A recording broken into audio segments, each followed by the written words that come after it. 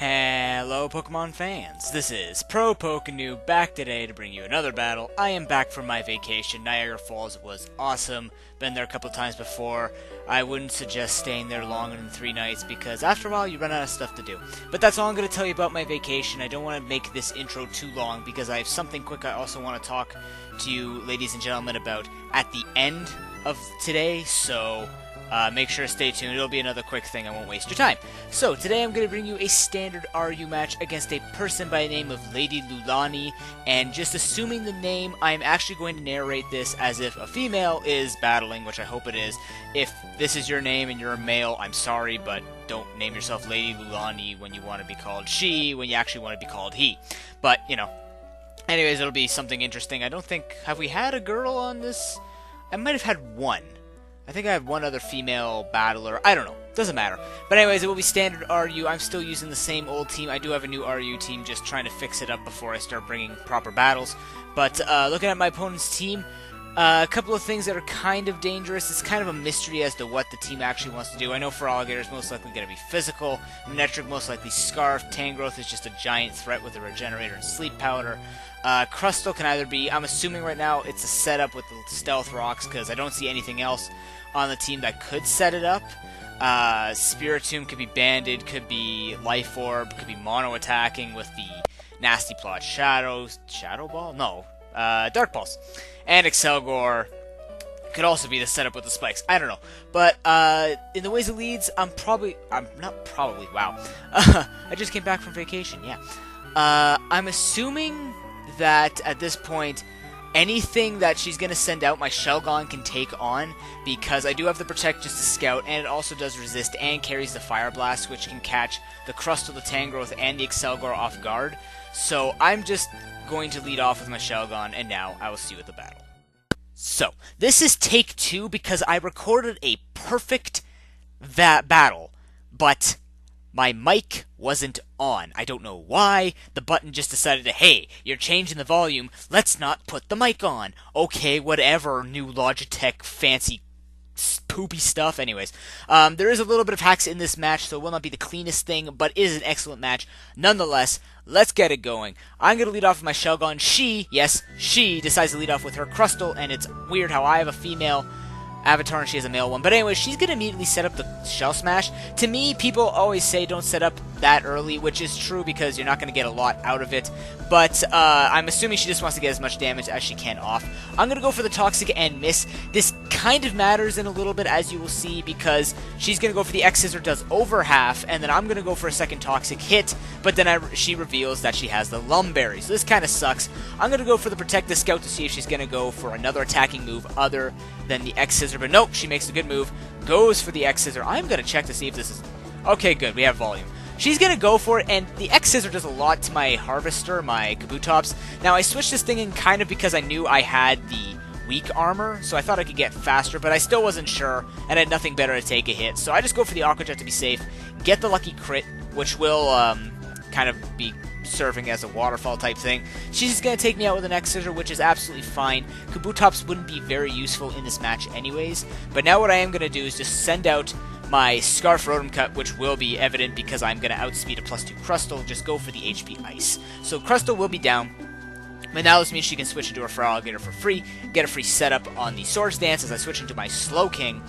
Now, at this point, I knew a lot of damage was coming, and that return does a lot of damage. So I'm just going to go for the Psyshock, get as much damage as I can off on this Feraligatr, take myself out, which is not too bad, because that means that I can get a free switch back into my Scarf Rotom Cut. She's going to have to go for the +2 Aqua Jet, which does a decent chunk, not too much.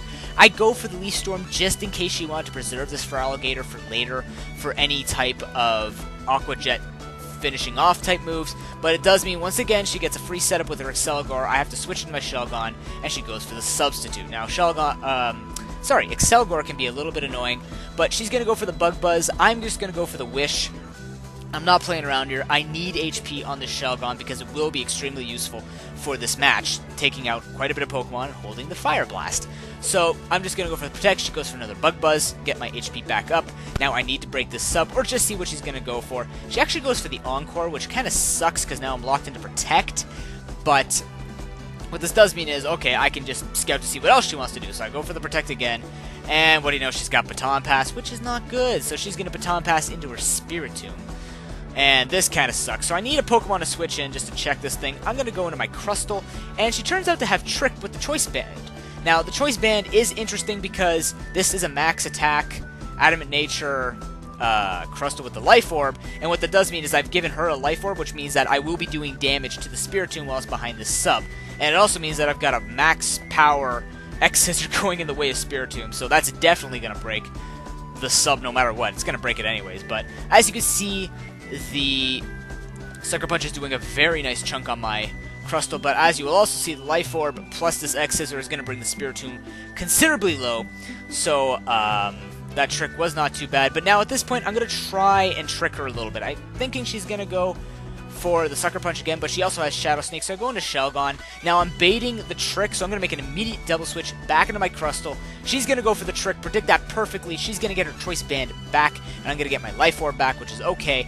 But now I completely forget she can switch moves, and she goes for Pursuit. Or I thought she would lock herself into something like Sucker Punch or anything like that, but nonetheless, I'm just going to go for the Toxic, as she is locked into Pursuit. I know Pursuit is going to do absolutely nothing to me, even with the Choice Band. As you can see, it does 19%. That means I can get a free Wish Off as she switches into her Excelgor. Now, I predict the Substitute, predicting her to predict my Protect, but I missed the Fire Blast, which would have been nice to hit, because then it's like, hey, I got HP back and you have no sub.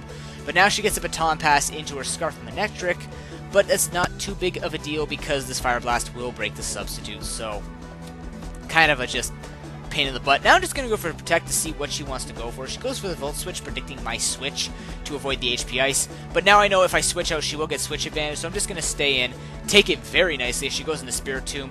Here, I make a questionable play and go for Toxic. Now, I thought she might want to switch into anything else. I didn't even think of this thing coming back in. But I make it even more questionable play at this point, predicting her to switch again, or I predict her to switch again, maybe wanting to save this thing for Death Fodder later. And I go for Toxic again. I should have just gone for the very safe play and go for Protect, because I remember she has Trick, and now I've lost Eviolite. So, kind of bad when I have a Fire Blast Choice Banded, which is, not very useful. But at least the Spiritomb is going to fall. But it is going to fall with my Eviolite, so I have no chance of doing my double switching shenanigans to get my Eviolite back. So I am going to be stuck with this, but, I see Excelgor. I'm just going to lock myself into Fire Blast. I need this thing not to be behind a sub. And as you will see, all this hacks that I have been enduring is not going to be put to vain, because I am going to hit 5 Fire Blasts in a row. Yes, I am breaking odds everywhere, but she's just kind of banking on the miss. But as you can see, she's going to set up her 4th sub. I'm going to break the 4th sub. And now she's just going to go for the Bug Buzz, which, as you will see, actually, even without Eviolite, I take that very well. It's still a 2, maybe 3-hit KO, depending on damage variations. But that Excelgor is gone. She's going to switch to her Scarf Manectric. I'm just going to stay in. She goes for the Overheat. And I'm just going to go for Fire Blast. I was just kind of leaving this thing as Death Fodder. But she's going to go for another Overheat, take me out for sure, even with the -2. But the Manectric does have this damage, and that's good. Now, this part I need to pause because I'm kind of stuck in a rut. Actually, no, I'm not supposed to pause this part. She's going to switch out, go into her Tangrowth, and I immediately set up the normal gem boosted Fake Out. Now, this is an unburdened Hitmonlee because that's the best type of Hitmonlee to me. I've seen a lot of Reckless lately, but that's not the point. The point right now is I'm stuck in a rut. I know for sure that I need 2 close combats from experience to take out a Tangrowth with max HP. Now, the problem is, I don't know if this thing, first of all, is a physical or a specially attacking Tangrowth, whether it carries something like Giga Drain or if it carries something like Power Whip. I've seen both. So, at this point, I have a Scarf Rotom Cut, which needs to be able to hurt the Manectric enough to take it out and live a hit, which is kind of hard to do because that means he'll have to lock himself into Overheat, which means that I kind of need to take out this Tangrowth with my Hitmonlee, but at the same time I can't switch in Rotom Cut, which would make more sense go for HP Ice, which would be safer, but then the problem is Tangrowth would Sleep Powder me, which means that my Scarfer would be asleep, I'd have to switch back into Hitmonlee, and I'd just be open season killing. So, I'm stuck in a rut here. I don't really know what to do. So, what I decided to do is just go for the close combat, try and bank on a little bit of hacks here, but it is a 2-hit KO as you can see, but she is going to go for the Sleep Powder, not for the attack. and I have to be asleep for at least one turn, and she reveals Leaf Storm. Now, Leaf Storm actually, I did damage calcs, 91.94 to 108.06% with me being at -1, which actually meant that it was a 50-50 chance she was going to OHKO me. So I could have woken up with a little bit of luck, but it didn't. She got the 50% chance of OHKOing. But now I get to switch into my Rotom Cut. The best thing I can possibly do is just go for the Leaf Storm. I didn't do damage calcs with the Thunderbolt, but I figured, you know, Leaf Storm at this point, maybe at -2. Oh wait, I didn't do Thunderbolt because it's Manectric. It might have Lightning Rod. Duh. So, now she's going to switch into the Manectric. I'm kind of hoping she's going to miss and I can kill with the Leaf Storm. But as you will see, the Overheat will miss. And I'm like, okay, this is my chance just to win with all the hacks that she's been getting on me. I'm going to go for the -2 Leaf Storm. And doesn't kill it because the damage calculation is 53.38 to 62.99%. Not even 63%, 62.99. But I'm kind of hoping at this point she misses another Overheat. But, you know, you got to give her the fact that she played it well, and you know what? It was an excellent match nonetheless. Comment, rate, and subscribe, everyone. I hope you enjoyed this battle. Good game, Lady Lulani. Now, the thing that I wanted to talk to you about quickly at the end of this, the next few uploads that you may or may not see if you don't care for anything other than my PO battles, which I am not offended about. It's okay. They will be promotional videos for series that I will be bringing to this channel. I figured we are in August, school is coming up. I should have something exciting coming on, not just the U-Tourney, something a little bit more than that, because I have promised you guys a lot of stuff and I haven't done it. So I've decided that I'm going to be bringing you 3 new things.